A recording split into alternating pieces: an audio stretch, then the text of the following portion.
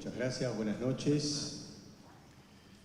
Señor Presidente de la República, señora Vicepresidenta y Presidente de la Asamblea General, Presidente Sanguinetti, Presidente de la Calle, autoridades, familia, amigos. Quiero comenzar estas palabras agradeciendo en primer lugar al Presidente de la República, cuya presencia me honra, por supuesto, y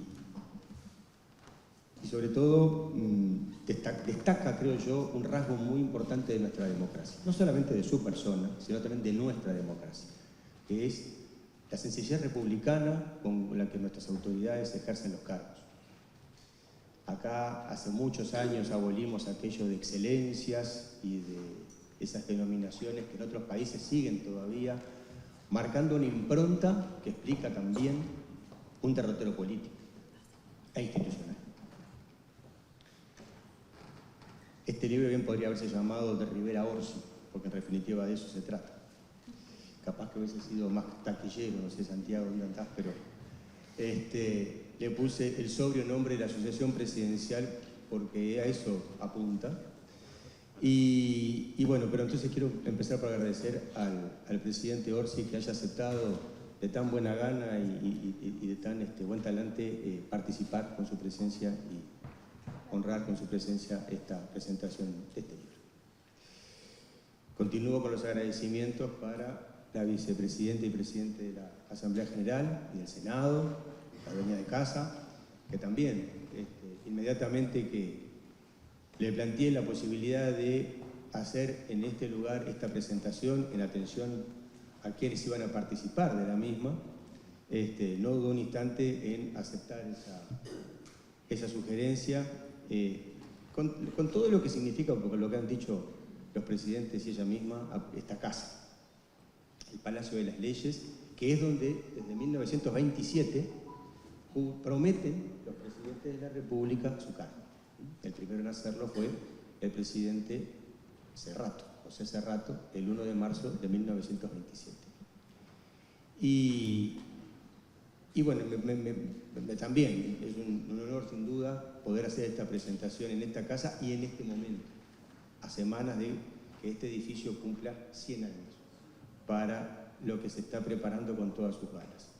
Así que también mi agradecimiento por eso y por las palabras de bienvenida introductorias que realmente, más allá de ser un mimo al alma, bueno, creo que reflejan cabalmente lo que quise transmitir con el libro y el cuidado que tuve al escribirlo. Así que bueno, agradezco también esas referencias. A los presidentes La Calle, Sanguinetti, mi agradecimiento de siempre dispuestos a este tipo de presentaciones y más en esta oportunidad, en esta obra en la que son protagonistas.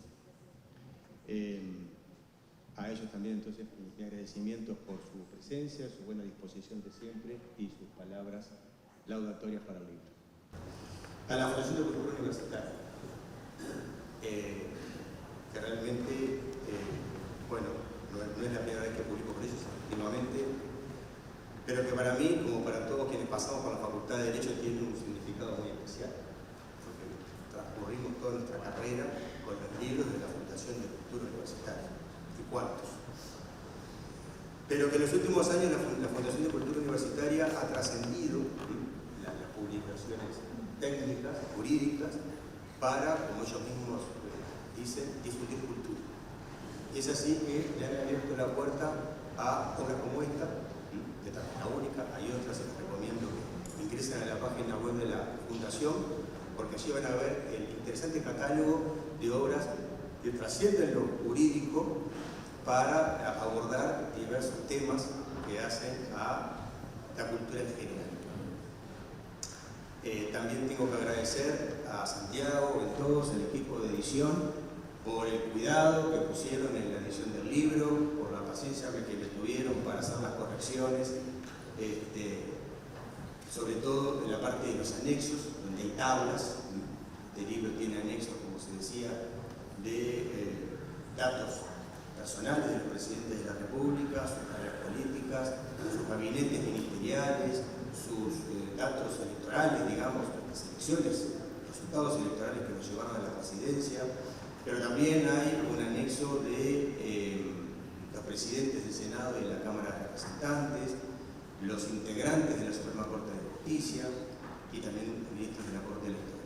Básicamente los tres poderes del Estado me pareció que eran que redondeaban un poco la idea de la sucesión presidencial que por supuesto transcurrió en ese marco y en ese entorno.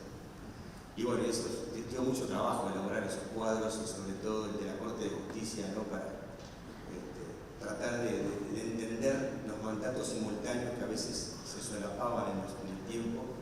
Pero bueno, gracias entonces a la editorial por el empeño y las ganas que le puso a la obra. Y sobre todo por el diseño de tapa, que creo que fue una banda presidencial tan significativa y tan emblemática de la institución presidencial en Uruguay. Por más que se la utiliza una vez cada 5 años, ¿verdad?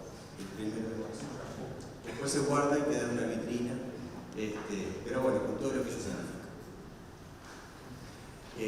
También quiero agradecer a Romina, también cuando pensé que podía moderar este evento, bueno, pensé en ella por su profesionalidad y su calidez, que todos la reconocemos, así que agradezco también que me haya aceptado tan gustosamente hacer esa tarea. En cuanto al libro, bueno, quiero contarles brevemente, este libro en realidad lo podría haber publicado en 2010, en 2015, en 2020, porque hace muchos años que lo vengo escribiendo, digamos. En realidad no empecé a juntar esta información, a escribirlo con un afán de publicar. Como otros libros anteriores, mi autoría responde a una curiosidad personal. Y también me mueve el resaltar la institucionalidad. Pero creo que eso es lo que nos caracteriza como uruguayos y por eso en todos los tres libros que tengo a propósito de estos temas creo que apuntan a lo mismo, ¿no? El libro de las elecciones del 71, es un análisis, una investigación sobre las elecciones de ese año, que justamente lo que pretende demostrar es que no hubo fraude. Justamente, no solamente en el respeto de la verdad histórica, sino en el respeto de la integralidad de las instituciones. Porque en un sistema donde hay una vez fraude, ya ese sistema quedó herido de muerte para siempre.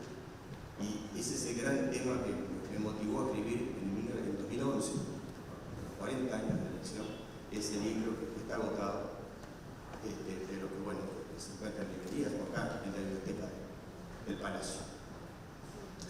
La misma motivación me llevó el libro de la Corte Electoral. En realidad, lo escribí también por curiosidad. Nadie sabía, o yo al menos, quiénes habían integrado la Corte Electoral desde 1954 a la fecha y diversos sucesos que transcurrieron a lo largo de sus años de historia. Y eso fue, como ustedes saben, lo que me llevó a plantearlo en Corte, la posibilidad de escribir un libro. Mis compañeros de la Corte nos dijeron: ministro, tiene todo nuestro apoyo, póngase. Y así lo hice con enorme satisfacción. Y esto es lo mismo, surgió como una inquietud para determinar, siempre se hablaba, pero el presidente ahora es el presidente 43 o el 44, el gabinete es el 37 y el 35, el 38, en la calle el 34. Claro, todo eso dependía del criterio que el autor de turno aplicaba a esa nominación. No son muchos los libros que hay sobre este tema. Señalo el del señor Juan Pablo Pedemonte en los años 90, pequeño librito publicado por Ediciones de la Plaza, creo que fue. Más acá en el tiempo, el profesor Alejandro Jiménez también tiene un libro, el periodista Nelson Fernández escribió otro también a propósito de estos temas. Pero en realidad, cuando me resolví publicarlo, dije, bueno, ¿yo qué diferencial puedo hacer? ¿Qué otra cosa puedo aportar? Que no sean biografías, que eso es lo que básicamente tratan esos libros. Y me pareció justamente analizar la sucesión presidencial, esto es, cada una de las presidencias en el marco constitucional que se desarrolló, para, entre otras cosas, verificar la regularidad constitucional de su acceso al gobierno. Y bueno, y ese fue el eje, digamos, en el que fui vertebrando entonces toda esa información que venía recopilando desde hace tanto tiempo.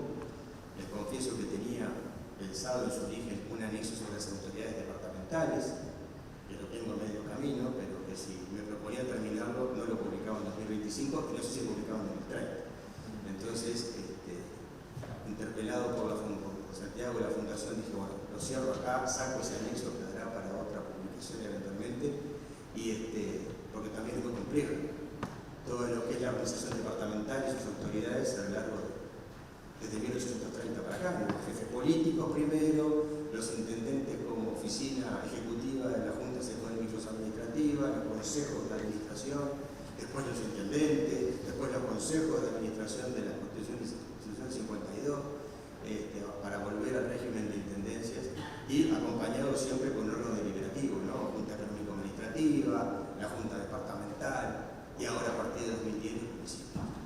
Así que seguramente por su complejidad y de alcance puede ser motivo que diga de otra publicación. Pero como digo, este libro surge de esa inquietud personal. Creo que el diferencial que procuré darle fue justamente ese marco constitucional a cada una de las presidencias, o no, en base a eso, obviamente, numeré las presidencias, el presidente Orsis, el presidente 44. Y saqué una cuenta por ahí, la voy a leer porque no quiero olvidarme, pero que de alguna manera refleja nuestra regularidad constitucional, y es que desde 1830 hemos tenido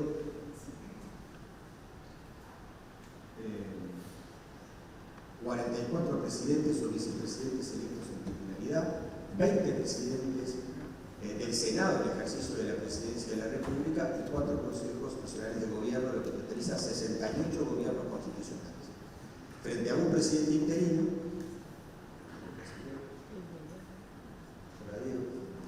y 14 gobernantes de facto, 8 en el siglo XIX y 6 en el siglo XX.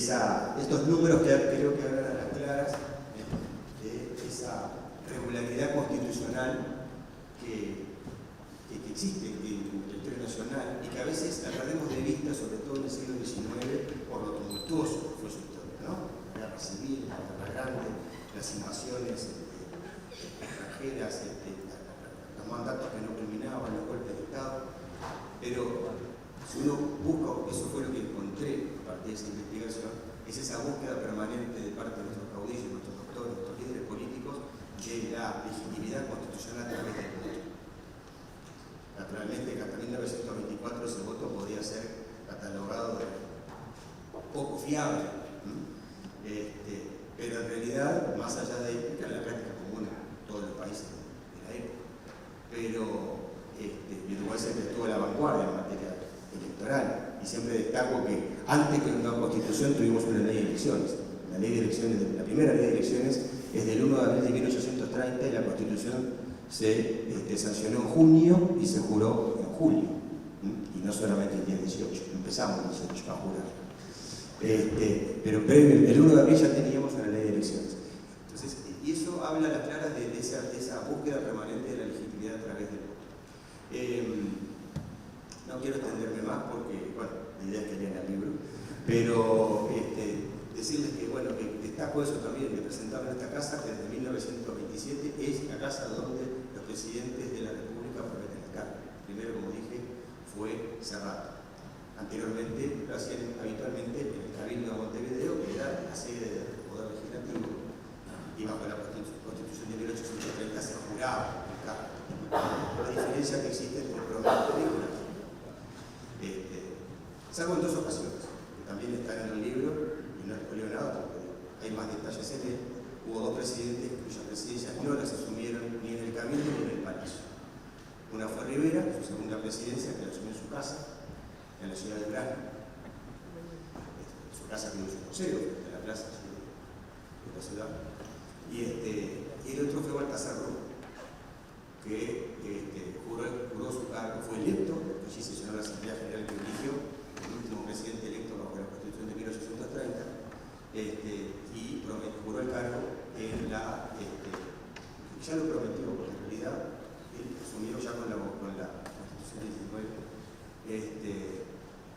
para mí fue la universidad. Pero después, toda la historia ha transcurrido en el Cabildo o en esta casa.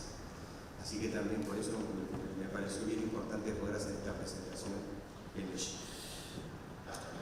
Por lo demás, no quiero extenderme, pero sí terminar estas palabras agradeciendo y saludando especialmente a mi esposa Viviana, la doctora Viviana Pérez, cuyas opiniones y puntos de vista contribuyen a formar los míos, a mis hijos, Lucía, Francisco, que son mi orgullo, a Paulina, brillante ella, solo está Paulina,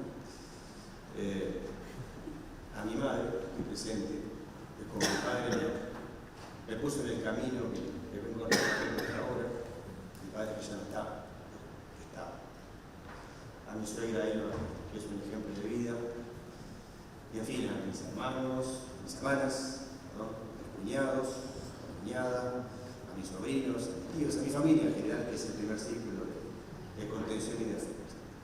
Y en especial, quiero agradecerles a todos ustedes, amigos de tantos lados, que con su amistad, su fraternidad y su afecto me hacen el hombre feliz y agradecido que soy.